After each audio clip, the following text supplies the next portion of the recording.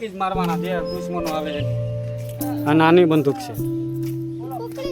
એ મહેલ છે રાણક દેવીનો. ચાલો, મૂર્તિ હનુમાન દાદાની મૂર્તિ છે અને અહીંયા ગણપતિ બાપાની મૂર્તિ. અને આ જો અહીંયાથી કેવો નજારો જૂનાગઢનો દેખાય. જય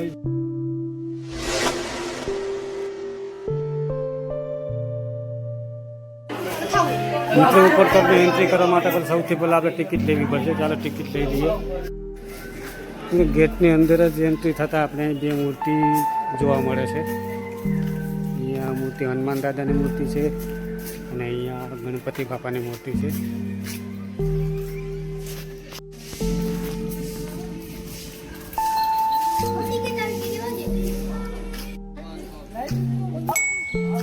આ નાની બંદૂક છે. પોપ ગોળો છે. રાજા મહારાજાના ટાઈમનો છે. અને આ ઝીણકુકડી છે.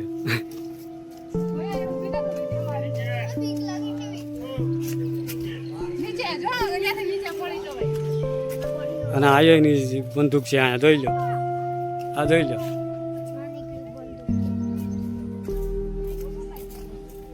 અરે તું પહેલાના જમાનાની બંદૂક છે. પોપનો ગોળો અહીંથી સીધું ફૂકી દેવાનું.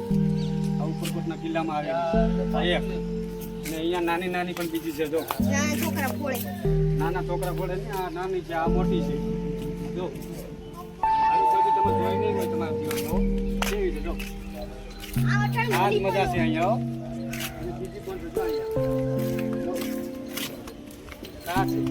અહીંયા આગળ ફૂકી જ મારવાના જે દુશ્મનો આવે એના માટે રાખેલું છે. અને આ જો અહીંયાથી કેવો નજારો જૂનાગઢનો દેખાય. કેમ છે મસ્ત. ચાલો હવે આગળ આપણે જઈએ. હજુ તો ઘણું જોવાનું છે બાકી. આપણે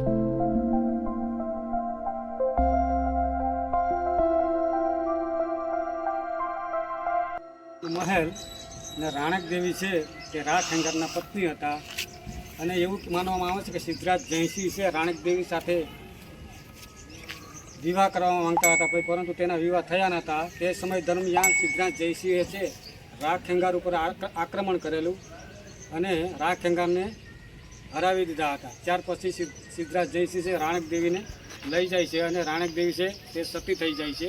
અને આ તે મહેલ છે રાણક દેવીનો.